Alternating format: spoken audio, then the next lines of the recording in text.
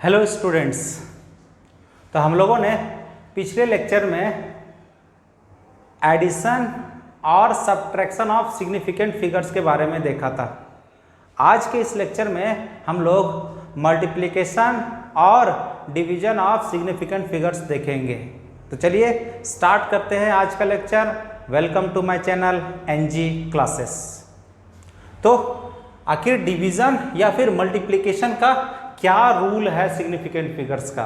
क्या कहता है? इन मल्टीप्लिकेशन और division the final result should retain as many significant figures as there are in the original numbers with least significant figures.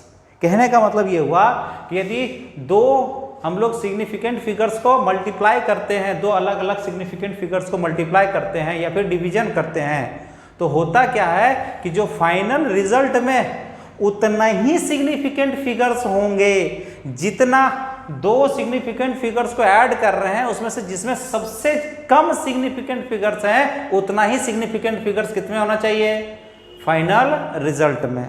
जैसे example के तौर पे देखा जाए तो यहाँ हम लोग मल्टीप्लाई कर रहे हैं 1.28 इंटू 3.6। तो बताइए इसमें नंबर ऑफ सिग्निफिकेंट फिगर्स कितने हैं? 3। इसमें नंबर ऑफ सिग्निफिकेंट फिगर्स कितने हैं? 2। यदि हम इसको मल्टीप्लाई करते हैं 1.28 इंटू 3.6 तो ये आता है मेरा 4.608। तो ये हमारा आंसर नहीं होगा। हमारा आंसर क्या कहता है कि फाइनल रिजल्ट में उतना ही सिग्निफिकेंट फिगर होना चाहिए जितना ओरिजिनल में जिस नंबर में सबसे कम सिग्निफिकेंट फिगर हो। तो बताइए इसमें सबसे कम सिग्निफिकेंट फिगर किसमें है? 3.6 में, यानी कितना सिग्निफिकेंट फिगर है? 2। तो आंसर में भी कितना सिग्निफिकेंट फिगर्स आना चाहिए? 2, यानी इसका आंसर कितना हो जाएगा? 4.6। तो इसमें कितना सिग्निफिकेंट फिगर है? 1 2 3 4 है, बट यहाँ आंसर में कितना आना चाहिए? 4.6। क्यों? क्योंकि बोला जाता है कि ओरिजिनल जितना मल्टीप्लाई कर रहे हैं ओरिजिनल नंबर में से जिसमें लीस्ट सिग्निफिकेंट फिगर है आंसर में उतना ही सिग्निफिकेंट फिगर्स होना चाहिए। ठीक है। दूसरा एग्जांपल अगर डिवीजन का देखते हैं तो यहाँ बताइए इसमें कितना सिग्निफिकेंट फिगर्स है? तो ये 1 2 3 4 सिग्निफिकेंट फिगर्स हैं। इसमें कितना सिग्निफिकेंट फिगर्स हैं? इसमें 1 2 3 सिग्निफिकेंट फिगर्स हैं। अब इन दोनों को डिवाइड करके देखते हैं। 200.8 डिवाइडेड बाई 20.6 तो ये आ जाएगा आपका 9.747572 ये आपका आंसर आएगा। बट ये आंसर मेरा होगा नहीं।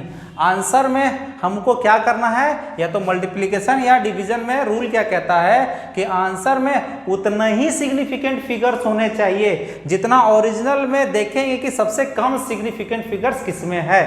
तो इसमें बताइए इसमें कम किसमें है? इसमें 4 सिग्निफिकेंट फिगर्स है, इसमें 3 सिग्निफिकेंट फिगर्स है। तो आंसर में कितना सिग्निफिकेंट फिगर्स होना चाहिए? 3। कितना होना चाहिए? 3। तो ये हो जाएगा 7 और ये 4 यहाँ 7 है तो ये कितना हो जाएगा? 5। राउंडिंग ऑफ करेंगे कितना हो जाएगा? 9.75 ये इसका आंसर हो जाएगा। ठीक है।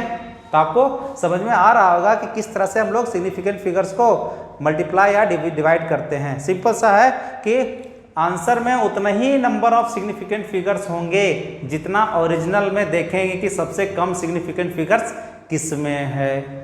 ठीक है। आई होप आपको समझ में आ रहा होगा। ठीक है। आज के लिए इतना ही, मिलते हैं नेक्स्ट वीडियो में।